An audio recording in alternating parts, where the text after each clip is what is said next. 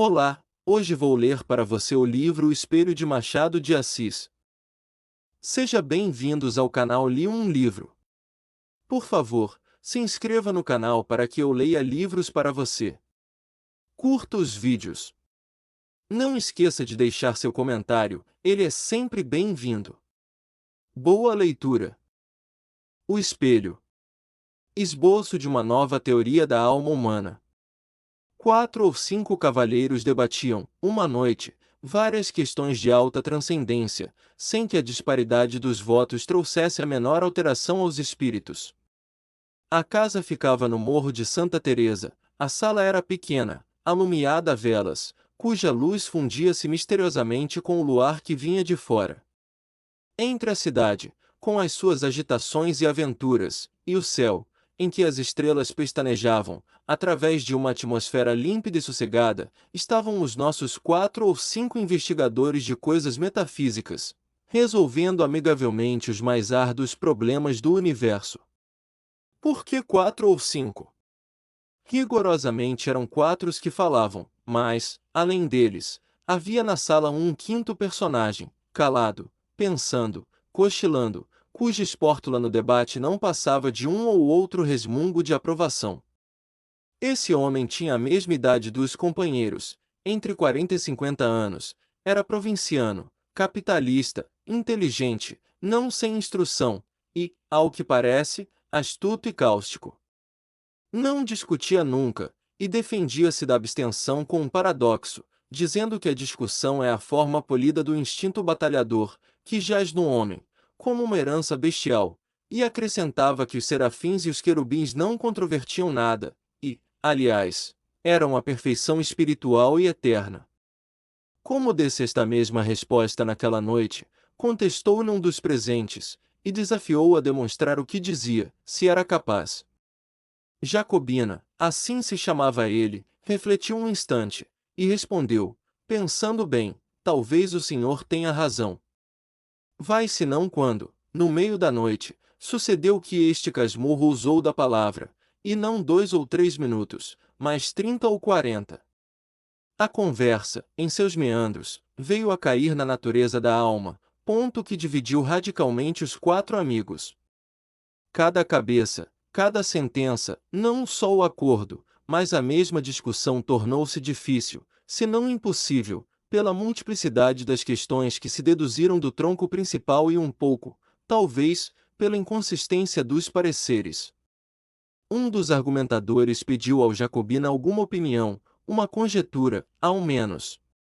Nem conjetura, nem opinião, redarguiu ele, uma ou outra pode dar lugar a dissentimento, e, como sabem, eu não discuto. Mas, se querem ouvir-me calados, posso contar-lhes um caso de minha vida, em que ressalta a mais clara demonstração acerca da matéria de que se trata. Em primeiro lugar, não há uma só alma, há duas. Nada menos de 2 almas. Cada criatura humana traz 2 almas consigo, uma que olha de dentro para fora, outra que olha de fora para dentro. Espantem-se à vontade, podem ficar de boca aberta, dar de ombros, tudo, não admito réplica. Se me replicarem, acabo o charuto e vou dormir. A alma exterior pode ser um espírito, um fluido, um homem, muitos homens, um objeto, uma operação. Há casos, por exemplo, em que um simples botão de camisa é a alma exterior de uma pessoa, e assim também a polca, o voltarete, um livro, uma máquina, um par de botas, uma cavatina, um tambor, etc. Está claro que o ofício dessa segunda alma é transmitir a vida, como a primeira, as 2 completam o homem, que é, metafisicamente falando, uma laranja. Quem perde uma das metades, perde naturalmente metade da existência, e casos há, não raros, em que a perda da alma exterior implica a da existência inteira. Shylock, por exemplo. A alma exterior àquele judeu eram os seus ducados, perdê-los equivalia a morrer. Nunca mais verei o meu ouro, diz ele a Tubal, é um punhal que me enterras no coração. Vejam bem esta frase, a perda dos ducados, alma exterior, era morte para ele.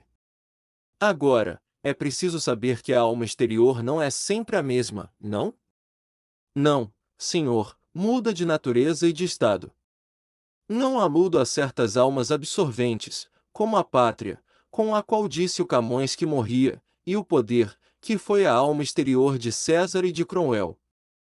São almas enérgicas e exclusivas, mas há outras, embora enérgicas, de natureza mudável. Há cavalheiros, por exemplo, cuja alma exterior, nos primeiros anos, foi um chocalho ou um cavalinho de pau, e mais tarde uma provedoria de irmandade, suponhamos. Pela minha parte, conheço uma senhora, na verdade, gentilíssima, que muda de alma exterior 6 vezes por ano. Durante a estação lírica é a ópera, cessando a estação, a alma exterior substitui-se por outra, um concerto, um baile do cassino, a Rua do Ouvidor, Petrópolis, perdão, essa senhora quem é? Essa senhora é parenta do diabo, e tem o mesmo nome, chama-se Legião. E assim outros mais casos. Eu mesmo tenho experimentado dessas trocas. Não as relato, porque iria longe, restrinjo-me ao episódio de que lhes falei. Um episódio dos meus 25 anos. Os 4 companheiros, ansiosos de ouvir o caso prometido, esqueceram a controvérsia. Santa curiosidade! Tu não és só a alma da civilização, és também o pomo da concórdia, fruta divina, de outro sabor que não aquele pomo da mitologia. A sala, até há pouco ruidosa de física e metafísica, é agora um mar morto. Todos os olhos estão no Jacobina, que conserta a ponta do charuto, recolhendo as memórias. Eis aqui como ele começou a narração. Tinha 25 anos, era pobre, e acabava de ser nomeado alferes da Guarda Nacional. Não imaginam o acontecimento que isto foi em nossa casa. Minha mãe ficou tão orgulhosa, tão contente. Chamava-me o seu alferes.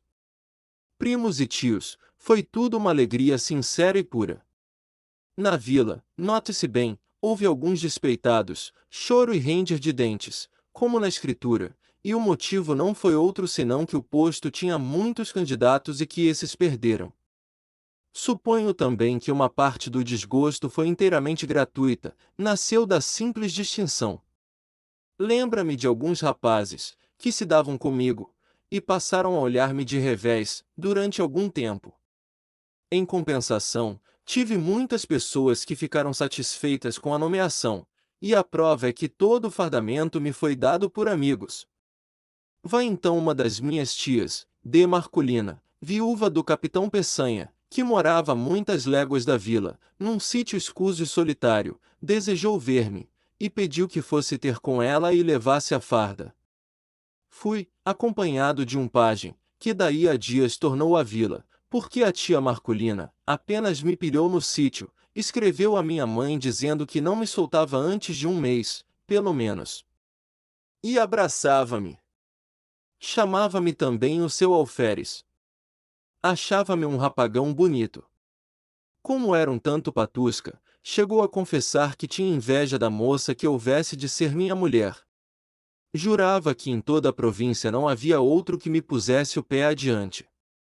E sempre alferes, era alferes para cá, alferes para lá, alferes a toda hora. Eu pedia-lhe que me chamasse Joãozinho, como dantes, e ela abanava a cabeça, bradando que não, que era o senhor alferes.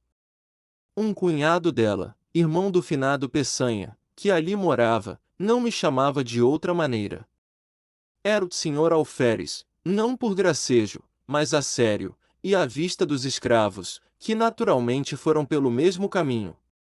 Na mesa tinha eu o melhor lugar, e era o primeiro servido. Não imaginam. Se lhes disser que o entusiasmo da tia Marculina chegou ao ponto de mandar pôr no meu quarto um grande espelho, obra rica e magnífica, que destoava do resto da casa, cuja mobília era modesta e simples. Era um espelho que lhe dera a madrinha, e que esta herdara da mãe, que o comprará a uma das fidalgas vindas em 1808 com a corte de D. João VI. Não sei o que havia nisso de verdade, era a tradição. O espelho estava naturalmente muito velho, mas via-se-lhe ainda o ouro, comido em parte pelo tempo, uns delfins esculpidos nos ângulos superiores da moldura, uns enfeites de madreperola e outros caprichos do artista. Tudo velho, mas bom. Espelho grande? Grande. E foi, como digo, uma enorme fineza, porque o espelho estava na sala, era a melhor peça da casa. Mas não houve forças que a demovessem do propósito, respondia que não fazia falta, que era só por algumas semanas, e finalmente que o Sr. Alferes merecia muito mais. O certo é que todas essas coisas, carinhos, atenções, obséquios, fizeram em mim uma transformação, que o natural sentimento da mocidade ajudou e completou. Imaginam, creio eu? Não. O alferes eliminou o homem. Durante alguns dias as duas naturezas equilibraram-se, mas não tardou que a primitiva cedesse à outra, ficou-me uma parte mínima de humanidade. Aconteceu então que a alma exterior, que era dantes o sol, o ar, o campo, os olhos das moças, mudou de natureza, e passou a ser a cortesia e os rapapéis da casa, tudo que me falava do posto, nada do que me falava do homem. A única parte do cidadão que ficou comigo foi aquela que entendia com o exercício da patente, a outra dispersou-se no ar e no passado. Custa-lhes acreditar, não? Custa-me até entender, respondeu um dos ouvintes. Vai entender. Os fatos explicarão melhor os sentimentos, os fatos são tudo. A melhor definição do amor não vale um beijo de moça namorada, e, se bem me lembro, um filósofo antigo demonstrou o movimento andando. Vamos aos fatos. Vamos ver como, ao tempo em que a consciência do homem se obliterava, a do alferes tornava-se viva e intensa. As dores humanas, as alegrias humanas, se eram só isso, mal obtinham de mim uma compaixão apática ou um sorriso de favor. No fim de 3 semanas, era outro, totalmente outro. Era exclusivamente alferes. Ora, um dia recebeu a tia Marculina uma notícia grave, uma de suas filhas, casada com um lavrador residente dali a 5 léguas, estava mal e à morte. Adeus, sobrinho. Adeus, alferes. Era a mãe extremosa, armou logo uma viagem, pediu ao cunhado que fosse com ela, e a mim que tomasse conta do sítio. Creio que, se não fosse a aflição, disporia o contrário, deixaria o cunhado e iria comigo. Mas o certo é que fiquei só, com os poucos escravos da casa. Confesso-lhes que desde logo senti uma grande opressão, alguma coisa semelhante ao efeito de 4 paredes de um cárcere, subitamente levantadas em torno de mim. Era a alma exterior que se reduzia, estava agora limitada a alguns espíritos boçais. O alferes continuava a dominar em mim, embora a vida fosse menos intensa, e a consciência mais débil. Os escravos punham uma nota de humildade nas suas cortesias, que de certa maneira compensava a afeição dos parentes e a intimidade doméstica interrompida. Notei mesmo, naquela noite, que eles redobravam de respeito, de alegria, de protestos.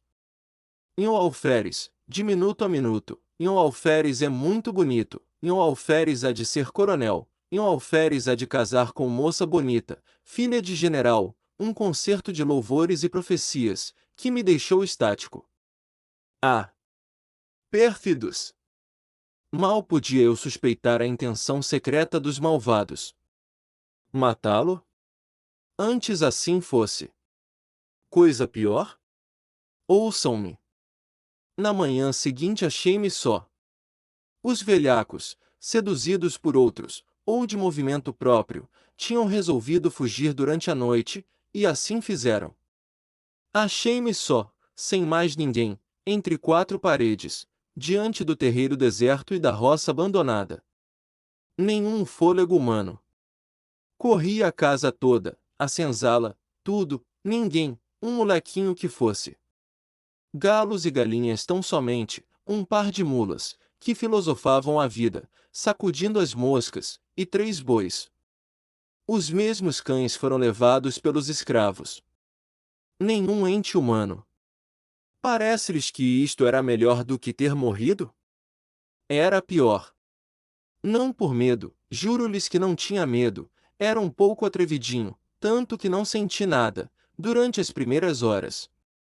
Fiquei triste por causa do dano causado à tia Marcolina, fiquei também um pouco perplexo, não sabendo se devia ir ter com ela, para lhe dar a triste notícia, ou ficar tomando conta da casa.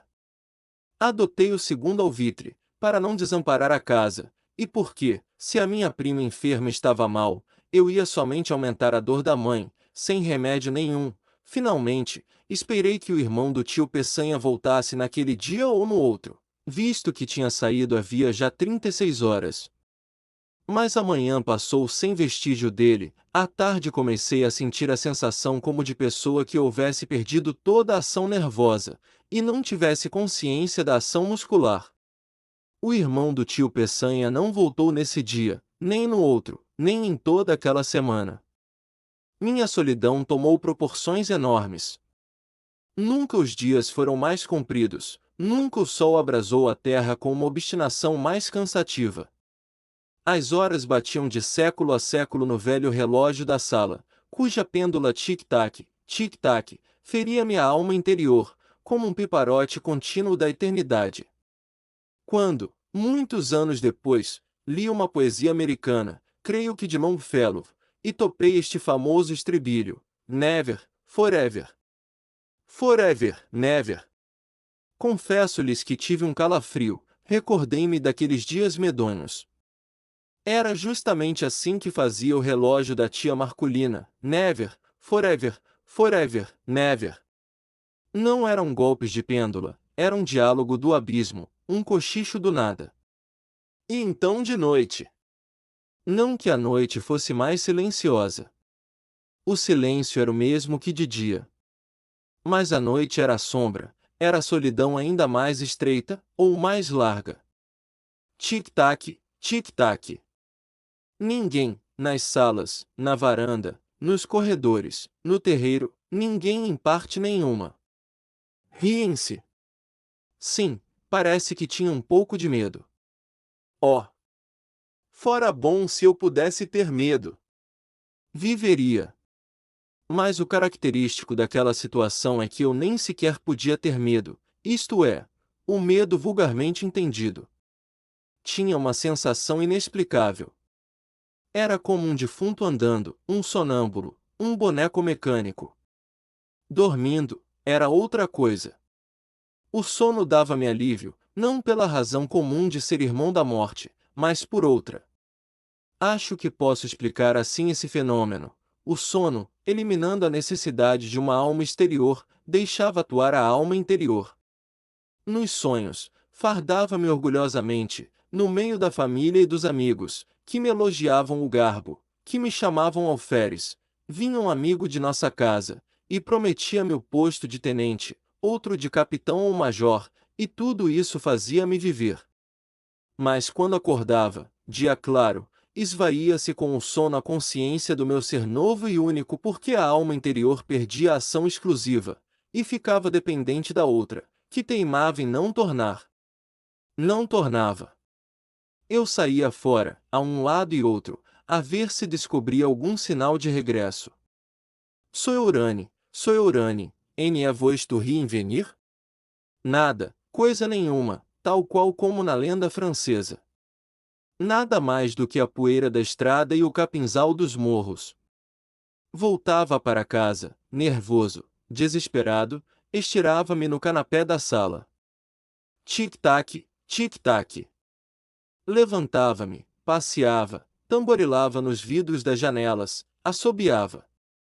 Em certa ocasião lembrei-me de escrever alguma coisa, um artigo político, um romance, uma ode. Não escolhi nada definitivamente, sentei-me e tracei no papel algumas palavras e frases soltas, para intercalar no estilo.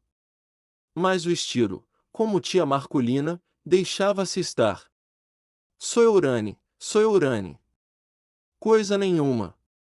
Quando muito via negrejar a tinta e alvejar o papel, mas não comia. Comia mal, frutas, farinha, conservas, algumas raízes tostadas ao fogo, mas suportaria tudo alegremente, se não for a terrível situação moral em que me achava.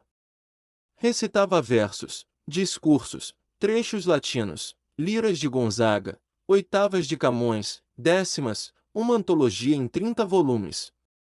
Às vezes fazia ginástica, outra dava beliscões nas pernas, mas o efeito era só uma sensação física de dor ou de cansaço, e mais nada. Tudo silêncio, um silêncio vasto, enorme, infinito, apenas sublinhado pelo eterno tic-tac da pêndula. Tic-tac, tic-tac, na verdade, era de enlouquecer. Vão ouvir coisa pior.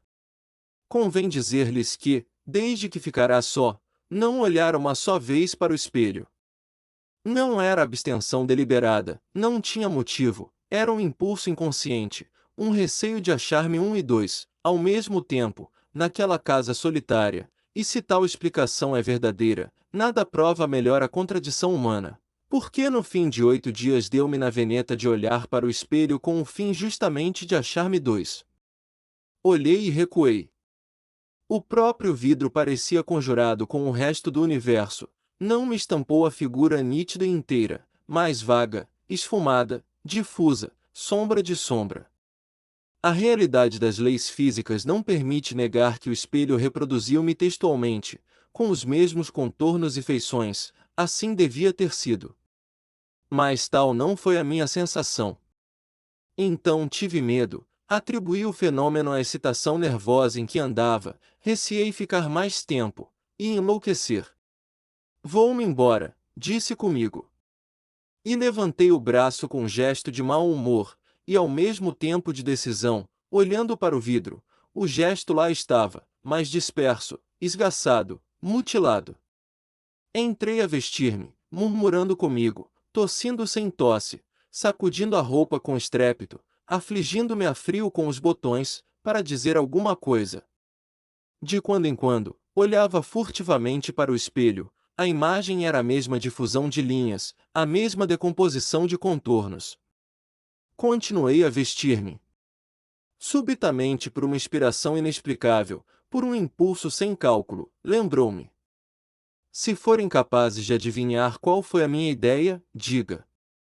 Estava a olhar para o vidro, com uma persistência de desesperado, contemplando as próprias feições derramadas e inacabadas, uma nuvem de linhas soltas, informes, quando tive o pensamento.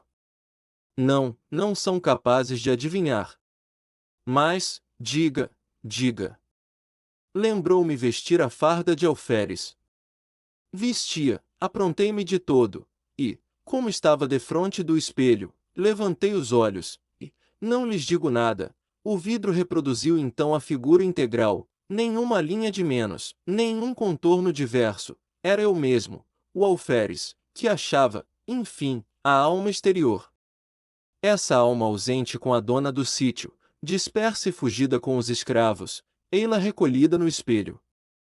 Imaginai um homem que, pouco a pouco, emerge de um letargo, abre os olhos sem ver, depois começa a ver, distingue as pessoas dos objetos, mas não conhece individualmente uns nem outros, enfim, sabe que este é fulano, aquele é cicrano, aqui está uma cadeira, ali um sofá.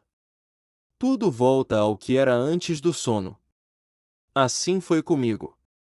Olhava para o espelho, ia de um lado para outro, recuava, gesticulava, sorria e o vidro exprimia tudo. Não era mais um autômato, era um ente animado.